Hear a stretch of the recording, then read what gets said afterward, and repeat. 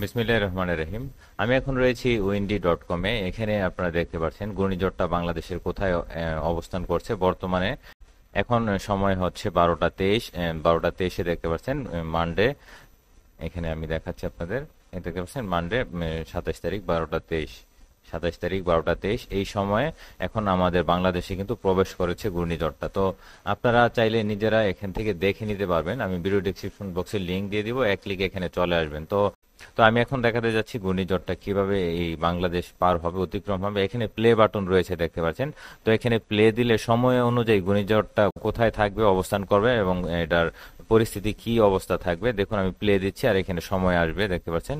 দেখতে পাচ্ছেন ঘূর্ণিঝড়টা কিন্তু সামনের দিকে এগোচ্ছে। এটা কিন্তু বাংলাদেশের ভিতর দিয়ে চলে যাচ্ছে। এখানে দেখতে পাচ্ছেন ময়মনসিংহ পার হচ্ছে এখান থেকে। তো স্টপ দেই। দেখতে পাচ্ছেন ঘূর্ণিঝড়টা কিন্তু এখন থেমে গেছে, মোটামুটি থামার মতোই। এটা কিন্তু ইন্ডিয়াতে চলে গেছে, বাংলাদেশের ম্যাপের বাইরে দেখতে পাচ্ছেন। এই যে তো এখন দেখতে পাচ্ছেন টুইসডে 12টা, আপনার মঙ্গলবার 12টা পর্যন্ত কিন্তু বাংলাদেশের ভিতরেই থাকবে এই ঘূর্ণিঝড়টা। তো আপনারা এখান থেকে এভাবে চেক করে নিতে পারবেন। তো আমি আরো প্লে দিচ্ছি আর একটু সামনের দিকে এগোলে দেখতে পাচ্ছেন একবারে সম্পূর্ণ শান্ত হয়ে গেছে পরিবেশ। তো আবহাওয়া এইভাবে আপনারা এটা এখান থেকে প্রতিনিয়ত আপডেট কিন্তু দেখে নিতে পারবেন।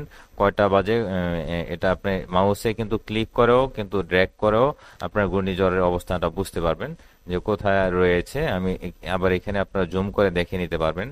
ঢাকার কাছাকাছি কিন্তু রয়েছে দেখতে পাচ্ছেন ঘূর্ণিঝড়টা।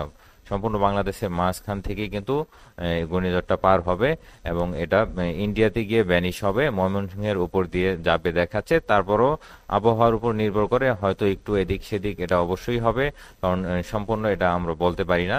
তো এই পর্যন্ত আমি শেষ করে দিচ্ছি। আর ভিডিও ডেসক্রিপশন বক্সে গেলে আপনারা এই ওয়েবসাইটে সরাসরি চলে আসতে পারবেন। এখান থেকে আপনারা প্রতিনিয়ত কিন্তু দেখে নিতে পারবেন এই আপডেটটা ঘূর্ণিঝড়ের। সবাই ভালো থাকবেন, সুস্থ থাকবেন সেই কামনায় শেষ করছি। আল্লাহ হাফেজ।